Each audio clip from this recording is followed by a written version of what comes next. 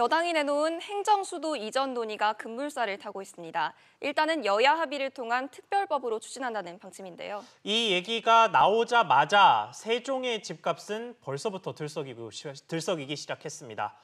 자세한 내용 취재기자와 함께 자세히 짚어보겠습니다. 정광윤 기자 나와 있습니다.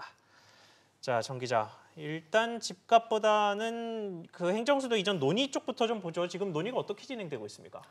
네, 김두관 더불어민주당 의원은 17년 만에 행정수도 특별법안을 다시 제출하려고 한다며 이 방법 말고는 서울 집중이 불러온 주택난 등을 해결할 방법이 없다고 말했습니다.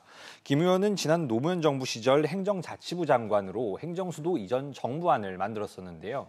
김 의원은 수도 이전 법안을 당에 제출하기로 했고 당은 관련 TF를 만들어 추진에 나서기로 했습니다. 여당은 일단 개헌 가능성엔 선을 긋고 입법을 통한 추진에 무게를 싣고 있는데요. 야당은 기본적으로는 반대라는 입장이지만 충청권 의원들을 비롯한 일각에선 찬성의 목소리도 흘러나오고 있습니다. 네, 그런데 이번에는 세종 집값이 또 들썩이고 있다고요. 네, 그렇습니다. 김태년 더불어민주당 원내대표가 수도 이전을 처음 언급한 지 사흘밖에 안 됐지만 벌써 집값 움직임이 심상치 않은데요. 집주인들이 매물을 걷어들이고 있고 호가가 많게는 1, 2억 원까지 치솟고 있습니다. 세종은 안 그래도 집값이 가파르게 치솟고 있는 지역인데요. 올해 들어 아파트 매매가 누적 상승률이 무려 20%에 달해 전국에서 가장 많이 올랐습니다.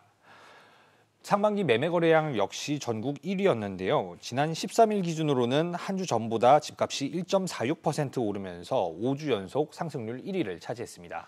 네, 그러면 이 행정수도 이전이 지금 여당의 주장대로 법 개정만으로 가능하냐, 이 부분도 좀 논란이 있는 부분인데 법리적으로는 어떤 전망이 나옵니까? 일단 크게 세 가지 정도의 쟁점이 있습니다. 예. 여당이 추진 중인 특별법으로 행정수도 이전이 가능한지, 개헌이 없어도 되는 건지, 마지막으로 16년 전 헌법재판소의 결정을 뒤집을 수 있는지 정도인데요. 세 가지 모두 쉽지 않다는 게 법조계의 중론입니다. 여당이 단독으로 특별법을 통과시킨다고 하더라도 위헌 법률 심판을 제청할 수 있는데요. 16년 전 헌법재판소의 결정을 뒤집을 수 있을지에 대해서도 헌법 전문가들 반응이 엇갈립니다.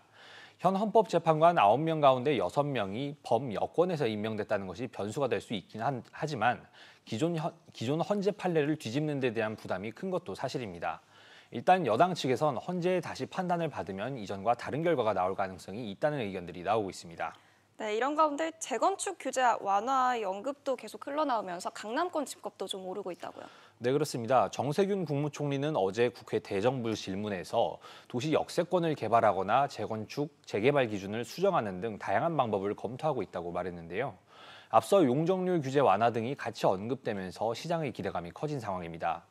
지난해 12.16 대책 이후 18억 원까지 떨어졌던 음아파트 전용 면적 84제곱미터는 최근 호가가 23억 원까지 급등했는데요.